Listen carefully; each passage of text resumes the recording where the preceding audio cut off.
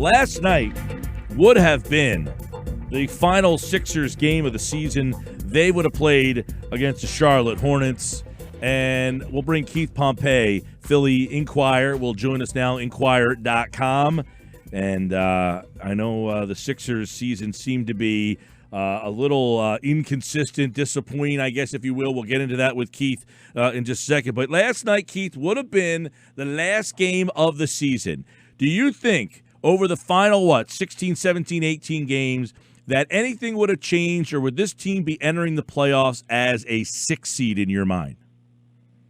No, I think they would have, just based off of their record. I mean, I know, like, they struggled on the road, but I feel like they would have, just because their schedule was so easy, that they would have probably moved up to the 4th spot. You know, I mean, I know it's easy to say that now, but just by looking at their schedule, you know, Joel Embiid was back, you know, the way Milton was playing. You know, I just feel, and Al Horford was starting to play a little bit better. I just feel like the fact that they were playing so many bad teams, and a lot of those teams were thinking about the off season already, that I just felt like the Sixers were going to slide up. They were bound to slide up. Yeah, you know, it's funny because, and I know you wrote about this, and I'd like to get your take on it, is if the season does not resume and they don't get to play these final 17 games, and this is where they are, how do you think most people will look back at this team? You know, some people was like me, that they underachieved. Or, you know, and I had some other people just say it was, you know, huge disappointment. And the reason why I say they underachieved, I just feel like there was so much hype, so many, you know, the expectations were extremely high. I mean, you were down there, you know, it just all the talk in the preseason about this team, you know, being a favorite to go to the finals. And then you look at it and you see the struggles they have on the road. You see how the pieces just didn't fit. You know, Joel Embiid did not come back in optimum shape. You know, Ben Simmons, it was one of those things where we saw the videos of him shooting from the outside, and he decided not to again. And I just felt like, you know, it would have been a disappointment. They would have underachieved. Now, again, you know, I feel like that, you know, they would have climbed up, you know, but if the season would have continued, I don't know how they would have done in the playoffs, but I just feel that the fact that the season was cut short, you know, around 65 games, that you have to say that they underachieve, especially if they don't go on and play the playoffs. Yeah, and I guess, you know, there's a plethora of reasons why. What are maybe 1, 2, or 3 at the top of the list for you as to the inconsistency, the underachieving nature that, I mean, this season at time, you know, the anticipation was so high, as you chronicled, Keith, but, man, at times it was almost like people wanted them to just pull the plug on this season and end it. It was almost like when they hit the pause button, it was a relief for a little bit because this team was so frustrating. What are some of the things that were the most frustrating part about this team? Well, I think that I hate to say it, but it looked like a fantasy team. And what I mean by that is you get the names, and you're like, wow, you know, they have Al Horford, they have Joel Embiid, you know, Ben Simmons, Josh Richardson, Tobias Harris. Wow, this team is going to be great. But then when you look at it, you know, you look at it that, you know, it wasn't fleshed out to be a great team. And what I mean by that is it was like they had a lot of similar parts, you know, so it sounds great on paper. And when you look at it, the one thing we kept saying about this team is, well, they miss a shooter. They miss a knockdown sharpshooter, not someone who's just someone who can make shots. Mm-hmm. We're talking about like a knockdown sharpshooter, and that's J.J. Redick. They also miss a closer, you know, and that's Jimmy Butler. Now, I know, you know, it's all been well documented, you know, and how, you know, Jimmy he's kind of like a acquired taste for certain coaches and stuff like that. But when you look at the pieces last year, you have to say to yourself, like, was this team better than last year's group? And on paper, it was hyped up. based off of what last year's teams did, and Al Horford sounds great, but when you realize that, they're utilizing him in a Dario Saric role, it's kind of sort of like the team last year was better. So when you factor that in, that's one thing. There's times when, Brett Brown was getting criticized for certain things. And, if it's fair or not, the team just struggled on the road. I mean, it just seems like they were a completely different team on the road. That's another contributing factor. And then, like, most of all, I just think that they came in overhyped. Like, I think that, they kind of, like, fed into we're going to go to the finals and we're going to do this, we're going to do that.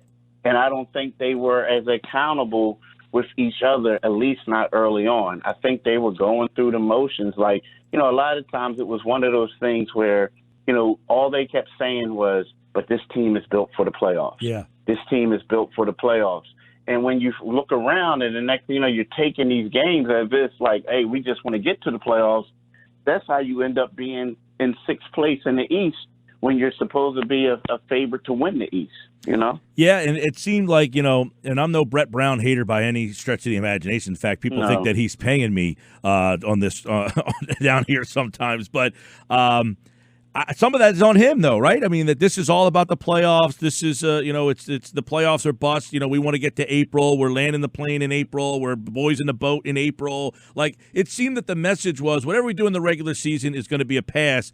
When we get to the playoffs, that's when we need to turn it on, and that's what it's going to come down to. And the problem will be, what if they never get to the playoffs? How does Brett Brown get evaluated through all this? This is a very odd spot for the Sixers front office, I feel. Yeah, it is. It's an extremely odd spot. And, I think, it was one of those – the thing that really messed Brett up, and we love it, is when he first came. I mean, we love the fact that he comes out and he's candid. But he came out early and he said, we're going to play bully ball, and we're going to play smash mouth defense, right? So we're like, okay, great. But then you don't see it. And then they start struggling and you're saying, hey, so what's going on? Oh, it's going to take us until around Christmas to turn stuff around. And then, then you don't see it. You know what I mean? You see flashes, but you don't see it. So I think that's the thing that really – hurt Brett a lot. And then you hear Josh Richardson saying there's no accountability, and then you look at it and you're saying okay, so Al Horford, he looks great when Joel Embiid's not on the floor and you're playing him a different way. Are there going to be any packages for him? So you can argue that maybe they didn't run any plays for him that will help him out, but you can also say that, hey, he's not the one who said, hey, we got to go out and get him either. Right. So, you know what I mean? Yeah. That's a tough one. And the thing about Brett, I will say this, is, and let's face it, you and I, we've been in this business for a while, right? And, everyone always says you got to fire the coach. And, in this instance, he does, get some of the blame for what's happened. And it may not, it just appears that, if the season continued and he wasn't successful, he would lose his job. But a lot of times, people always want you to criticize the coach and just kill the coach. But I feel like it was bigger than him. There were certain people who didn't want to do things. Guys got a big head, and he's not the one who basically made this roster. Right. So, you know what I mean? So it, to me, is while it's easy to destroy Brett Brown, and say this and say that, as fans want you to do on your show, it's bigger than him. I say that all the time, Keith, is that I feel that the fans put too much stock in what the coach brings to a team night to night, wins and losses and all that stuff. This is a players' league, and people then can say, well, then they don't listen to the coach. And it's like, if you need the players to listen to the coach to get them motivated, you might have the wrong players. True. You're exactly right. I mean, I'm not saying anything. Look at Greg Popovich. He's going to go into the Hall of Fame, right? Yep. He's going to go down as one of the most successful coaches in NBA history. You couldn't tell me that by looking at this year's team. I mean, you just it's funny, Keith. I say all the time, he was regarded as the best. It's really nice to have Tim Duncan all the time, and then when you take Tim Duncan off, all of a sudden, miraculously, you're the 8th seed, or now you're not even in the playoffs. Having the greatness of those players, sir, that doesn't mean that Popovich isn't great. And look, I think a coach has a role. I just feel the fans make that role way too high on the list of the problems with this team. But that points me into the next topic real fast, which is Mark Eversley is going to get permission for the Bulls job. What kind of role does he have if he were to get that role? And then Elton Brand, whose name is brought up with the Knicks job, that front office, what role did they have, those two guys particularly? It's when you're talking about with the Knicks, I think with the Knicks, his name was brought up, but I think that, and this is no knock against Elton, I think that Elton would be, if Elton had like maybe 5 years or a couple years, like if more experience, he would be a pretty good candidate. But I think that a lot of, you hear that they do like him. Mm-hmm. But my concern is when you have a rookie president, a guy, president of, and Leon Rose, like a guy who's never done this before, typically you want a guy who's a veteran, a guy who's been doing it for years. You know what I mean? Because it's one of those things where you're in New York, I know the team is struggling, but you got to get it right. If you don't get it right, the next thing you know, Leon will be out of a job, and Elton would be out of a job if he goes there. So it's one of those things you have to get it right. And with the Chicago Bulls thing, to me, like a lot of times, you got this guy who's going to be the president or the executive vice president of basketball options, and he was a former general manager. I think he's going to kind of run the show. And then the GM is going to be like what an assistant general manager used to be. He's going to go to the meetings, the GM meetings. He's going to do all that other stuff. But I feel as if that this guy is going to lead the show. Kind of sort of like you think about it, when Sam Hinkie was the general manager and when Brian Colangelo was the general manager, we always called them that, but they were also the general manager / president of basketball operations. Yep. So then his lead assistant general manager is going to be the GM. But and that's why I feel like in the New York thing, and there's nothing against Elton. I like Elton. I love Elton. Great guy. But I feel as if that it would be a tough job for him, being with someone who doesn't know anything about what the inner workings of a franchise. Now, he's a great agent, but he does not know the inner workings of running a franchise. That's why I don't think that would be a good fit for Elton at this particular stage in his career. Keith Pompey covers the Sixers and, of course, the Philadelphia Inquirer, Inquirer.com. What is your feeling on the remainder of the end? I know nobody knows but do you have a thought, a theory, a feeling of where this could all take us? Will we see hoops in the rest of this calendar year? I think it could be heading that way. I mean, but if you would have asked me 2 days ago, I'll probably say no. But I think it's going to head that way. The way that everyone's talking and the optimism and this and that, I think it's a matter of making sure they, get the antibodies test. They also get, the people get tested all the time. It's going to be different. It's going to be, a made-for-TV event, without any fans in there. But I do believe that, when you listen to these leagues, they all want to get back and play. And let's keep it real. They're losing a lot of money by not playing. Yeah, man. To be safe, to be safe, I think that maybe if you want to be safe, then just say, hey, I'm sorry, fellas, we'll just bring it back in the fall and see what goes on. Just worry about being safe, being around your family. But when you factor in the money aspect, I think that all the professional leagues are doing everything they can to bring basketball or bring that sport back this year. And I think that's what's going to happen in the NBA. It may not be a regular season, but it's probably going to be a neutral site tournament type of thing. Now, again, what I mean by tournament, I'm not saying single elimination, but they're all going to be at the same site, and that's where they're going to play games at. I'll leave you with this because Brett obviously is a very polarizing discussion in this area. 7 years, you said it's been an underwhelming, disappointing season. He's got 2 years left on the deal. They haven't played any games. You just mentioned the economic impact.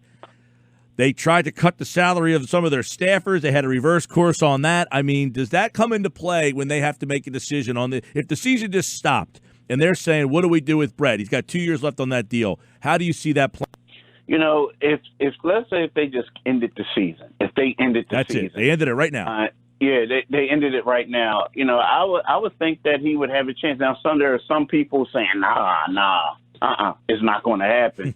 But I would think that, you know, for one of those things, like you said, they have 2 years left, a year left. Like it could be one of those things where they look at it and they say, hey, what we're going to do is we're going to like keep them, right? We'll maybe go out there and hire someone else on the staff, right?